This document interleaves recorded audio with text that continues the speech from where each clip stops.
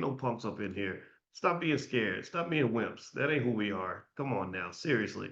So that warrior spirit is going to be required for us to be successful in all of this. Right? Yes, the odds are stacked against you in certain areas, but the odds are stacked in your favor if you go to the right area. You spend too much time trying to be around people that don't want you around. That stacks the odds in your favor. There is no basketball or football team that ever goes to the league and says, "Can we play all of our games on the road? That way we can maximize the number of losses that we have." Well, that's what you do when you violate one of the most fundamental rules of powernomics that Dr. Claude Anderson says, which is that you focus your energy on your stronghold. You stay in the places that you're loved. Let me know if you get what I'm saying. You go to the places where you're wanted, not the places where you're tolerated.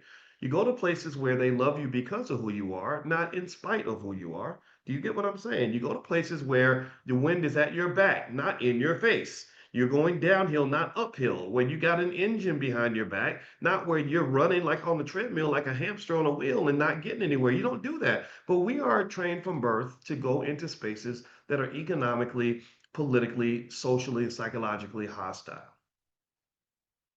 We are trained to fight all of our battles behind enemy lines. And I'm just here to tell you that that's a losing strategy. That does not work.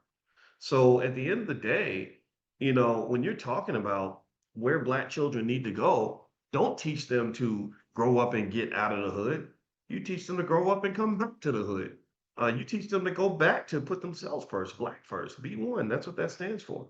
Your family first. Go back to your family. You trying to build a business, build it with family members if you can. You got some wealth, you get an opportunity, take it back to your homeboys.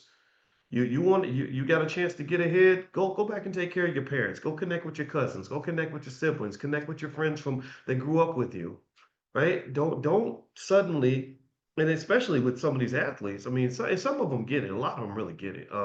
The father of Ezekiel Elliott, who's one of the highest paid players in the NFL, he was at the last All Black National Convention. He's a good brother, and yeah, and I like the guy a lot. And I owe it to Bernard Hardy for forming that introduction. And Bernard is a good guy. I don't even know if Bernard is here, but Bernard actually pushed that relationship. He kept on making sure that we were talking.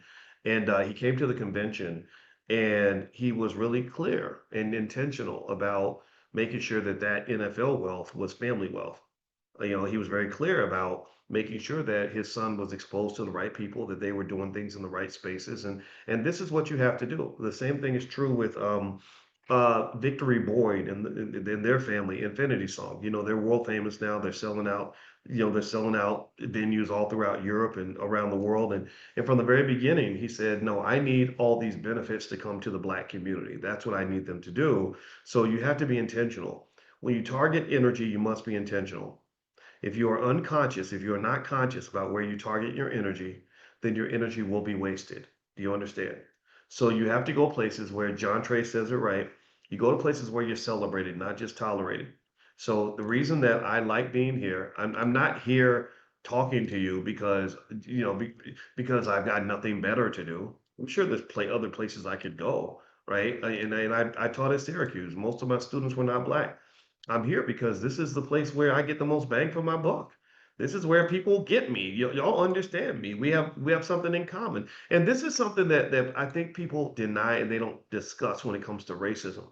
They don't sort of consider the fact that sometimes what you consider to be just hostility toward you or like, oh yeah, hey y'all, they racist and or they don't like Black people. I don't know if it's always a matter of them not liking Black people specifically. I think that it's more like they just like themselves more than they like you, right? They just like each other. They like people like themselves a little more than they like you. And we say, "Oh, that's racism because you're supposed to like everybody equally." And I say, on what planet has that ever been true? At what point anywhere in the history of this earth, in any country, has it ever been true that people like other groups more than they like their own group? That don't even make no damn sense. That's a fairy tale straight from the depths of hell. That's a Disney movie you're trying to live, where somehow this white guy from Kansas is supposed to relate to your Black ass from Chicago more than he relates to other white people from Kansas. And I'm sorry, I know that ain't politically correct. That does not fit the fairy tale.